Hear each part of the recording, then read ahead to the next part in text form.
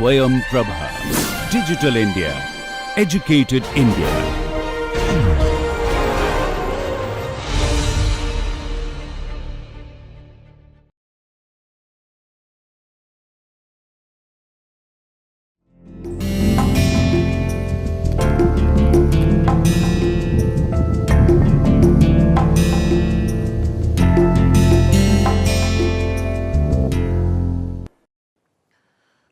Hello and welcome to this manufacturing process technology part 1 module 22. We are talking about how to estimate the time of filling in case of a little complex problem as shown particularly here, where talk about a ladle which is typically used to pour metal into the mold.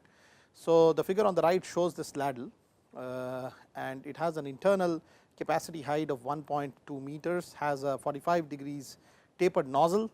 So, that is like a fitting, and the exit diameter of this nozzle is about 75 mm as illustrated here. We will have to calculate the time required to empty the ladle if it is filled with an aluminum silicon alloy at 704 degrees Celsius, which is right about the melting point of this alloy. And we will also have to estimate the discharge rate in kg per second initially when the ladle is full, and then case when the ladle is about 75% empty. So, we will have different parameters to estimate the density rho m of the aluminum silicon alloy in the liquid phase has been given to be 2700 kg per meter cube. The kinematic viscosity is 0.00273 kg per meter second, so on so forth. So, let us solve this problem. So, let at any instant the level of the liquid metal be h when the average velocity of the liquid metal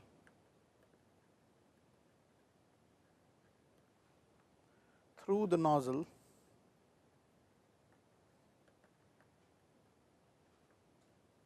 is V n equals C d root of twice G h.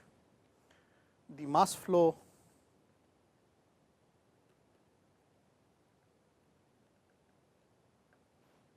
discharge rate is m dot equals rho m a n V n dash, which is rho m a n C d root of twice G h. So, a n is the nozzle area and m dot here equals the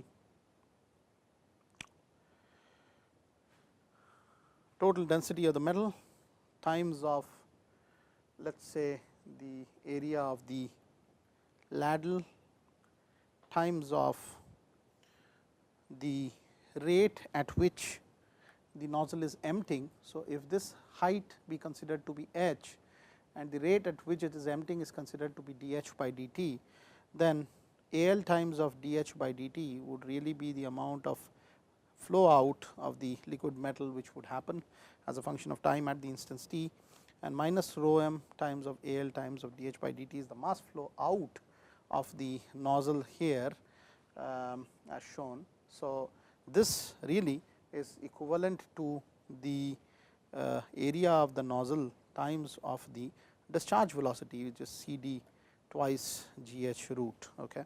So, that is how you balance. Obviously, you need to assume continuity here, as whatever changes have taken place within the ladle is whatever flow out is happening of the nozzle. There is nothing, no mass that is being created or destroyed, within the system. So, that is how we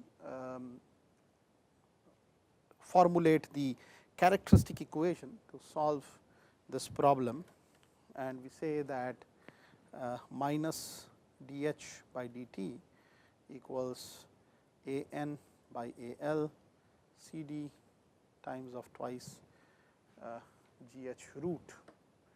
So, here we assume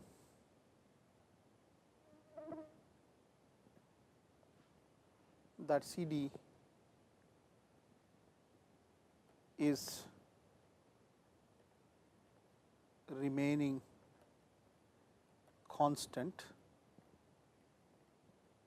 with time, which is really not the case, because as the as the height of the liquid in the nozzle reaches to almost this bottom portion, where there is going to be very less flow coming out, the flow actually changes regimes and goes into turbulent, to laminar from the turbulent regime.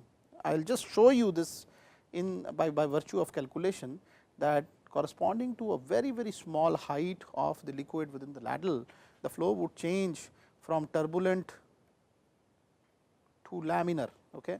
And there the C D definitely would be changing with respect to time appreciably. So, we are not assuming any such changes at this time, and we are assuming that the ladle is still almost completely filled, and we are only concerned with the time of estimating at when it is completely filled, and time of filling time of outflowing when it is completely filled versus when it is 75% empty. Okay. So, but we will though investigate the case where the C D becomes very different by virtue of the flow regime changing between the turbulent to the laminar flows. So, now the time taken T f for the level to come down from H I to H f can be obtained by interpreting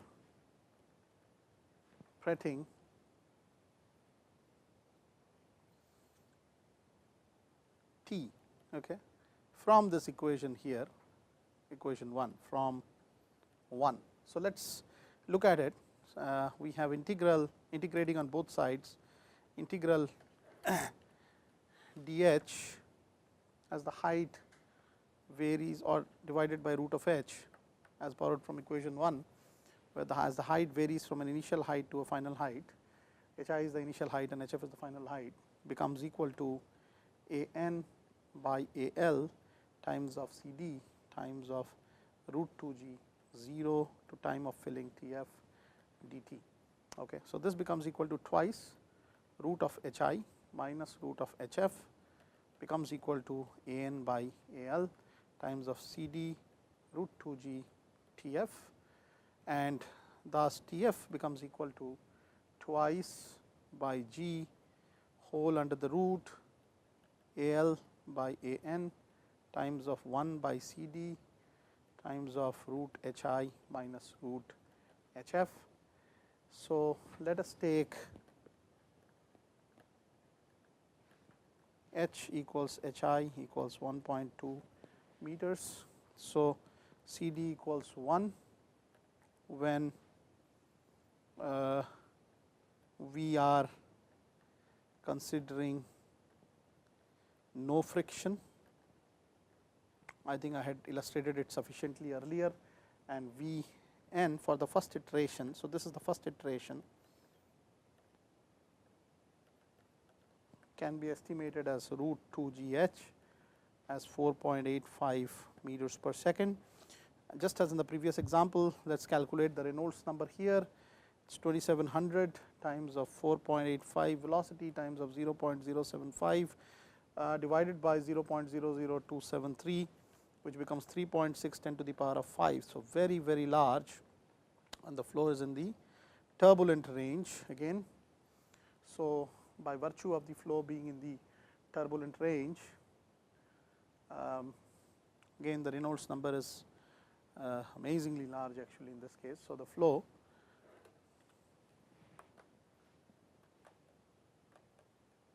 is turbulent, and consequently the beta obviously would be taken as 1, EF in case of this nozzle, which we are talking about with the 45 degrees bend, is actually 1/6 of the EF value at that area ratio A2 by A1, more or less tending to 0. I think I had illustrated this earlier, and for this kind of a large value of Reynolds number, I am not going back into the figure to look into. The EF value is estimated again as 0. Almost 0.45. I mean, it is more or less close, because as you see in that particular graph, the value recorded as 0.5 is corresponding to 10,000, and the value recorded as 0.4 is corresponding to infinite. Okay. So, you can say that it is more or less near to this in between. So, 0.45 or so that we are estimating. Okay. If you may remember the EF versus A2 by A1 trend that we had discussed in the last example problem. So, here nozzle is a sixth of that 0.45 value, and that becomes equal to 0.075. These are very easily available. Let me just go back and recall the geometrical considerations that we had made just a few slides back in this particular case, where I had illustrated that for a 45 degrees angle nozzle, something like this, which is actually the case in this case of the nozzle bottom ladle. The actual EF, which would be the loss because of the particular fitting, would come out to be a sixth of the loss that is read from the normal case. Okay. EFS is the loss from the normal case meaning thereby just a contraction or expansion. So, you see that for the straight entry case, the value is EFS, and so it is a sixth of this loss that would be there if there is a nozzle. So, these are all empirically calculated, and I do not want to delve into the details of the fluid mechanics where the empirical calculations are sort of illustrated, but they will be available as data tables or information given to you in the problem statement for making it easier for you to solve it. Okay. So, here I would just go back to the slide that I was continuing. We want to calculate corresponding to this 3.6 10 to the power of 5 the actual EFS EF value, sixth, that is 1/6 of EF being 0.45. So, this becomes equal to 0.075, and so the frictional losses within the ladle,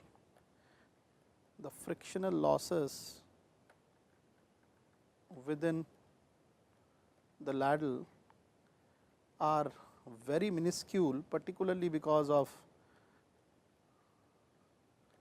the large diameter of the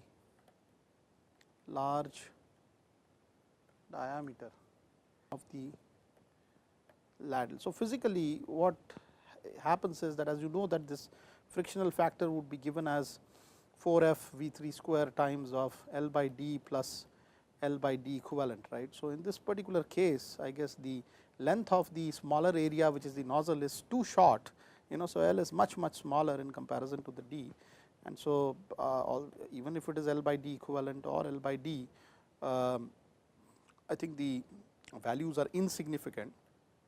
So, the contribution of wall friction is really negligible. So, having said that, here the CD value can be just calculated as 1 plus EF to the power of minus half. So, it becomes equal to 0.96, EF being 0.075. Okay. So, CD is near unity. So, CD value is near unity, and there is no need to iterate any further.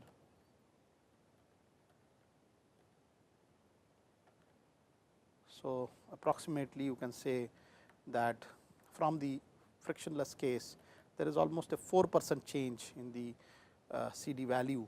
Okay. In that frictionless case, it was considered to be 1.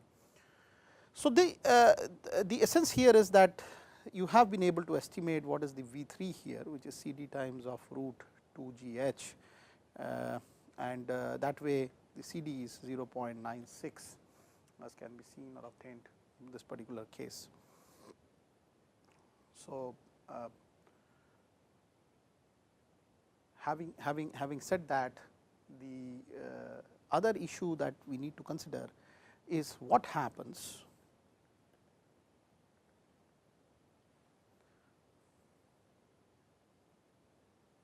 when the total height within the ladle approaches to almost 0, meaning thereby now let us look at the geometry. The liquid is very close to the surface here. There is hardly any liquid in the ladle, and you can estimate this H to be equal to 0. Okay. So, in that case still there is some height which is left over in the nozzle, and because of this the flow would be very slow, and this is also known as a dripping flow. So, let us estimate what happens to the CD value in that particular case. So, what happens to the okay. So, there is dripping flow, and the regime would change here, because obviously now the H is approximately 0, meaning thereby the velocity of the nozzle, which is root 2 g h on a first iteration basis, is also 0, and thus the Reynolds number R e is also 0. Okay. So, therefore, the flow now is laminar. So, the beta becomes equal to half because of the laminarity of the flow, and the E f in this particular case would be taken as 0.82, which is a very high value of E f. Okay. So, thus the C d value completely gets changed as 2 plus 0.2 to the power of minus half, which is actually equal to 0.6. So, you can see that the C d has reduced by almost 40% from the ideal case in that particular case, but it is of not much consequence, because obviously when the dripping flow of the ladle is there, unless you are specifically asked to examine that condition, in the practical case we consider that flow to be almost stopped for doing. So, what we would like to now do is to sort of estimate what is going to be the value of the filling time in this particular case. So, let us say the height be equal to 5 centimeters, which is still some height within the mold, and 0.05 meters. We assume the C d to be equal to 1. Okay.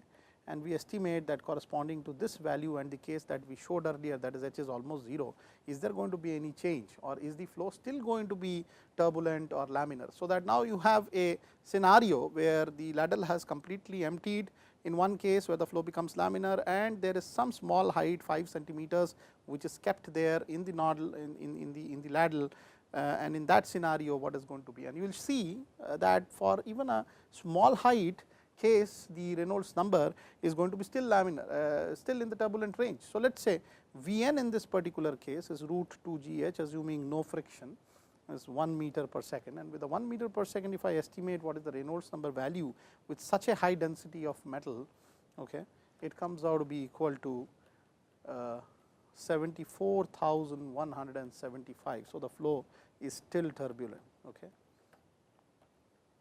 So, therefore, in the example problem that we have, where we are considering this ladle with a nozzle at the end,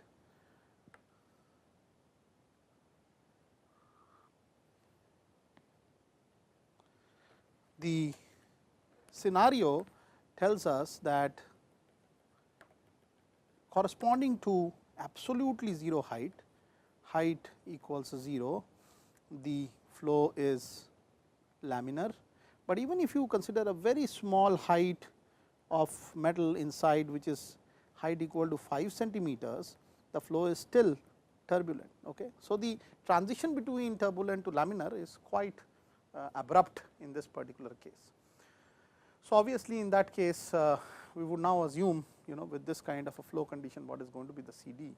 So, the C d here with beta equal to 1 because it is turbulent, and E f equal to 0.075 still comes to be equal to 0.96. Okay. So, the C d does not really change across the whole ladle till the value comes to very small, and then we will neglect this in this particular question for further analysis.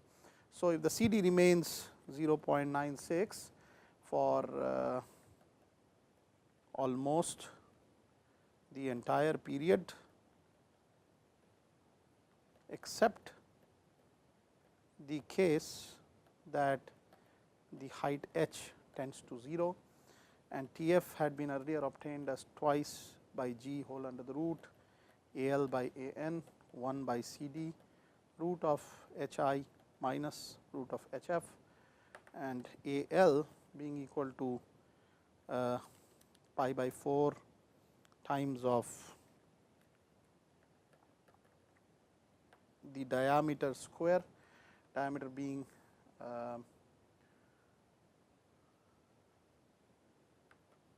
so this is the area of the ladle. So, diameter here being 1 meter. So, 1 meter square, this becomes equal to 0.785 meter square. That of the nozzle is pi by 4 times of this 75 millimeters. So, this becomes equal to almost 0.075 square, that is 4.4 10 to the power of minus 3 meter square, and so the T f value becomes equal to twice by 9.81 whole under the root times of 0.785 divided by 4.4 10 to the power of minus 3 times of 1 by 0.96 root of 1.2, and this typically is equal to 91.9 seconds. Okay. So, that is how the initial discharge would be when the height is completely at the top level here, and then when let us say the initial discharge rate from earlier with h equal to 1.2 meters is given as m dot equals the density times of the area of the nozzle, which has just been calculated, times of the velocity, which is C d times of twice 9.81 times of 1.2 kg per second. So, this becomes 55.34 kg per second. So, the discharge rate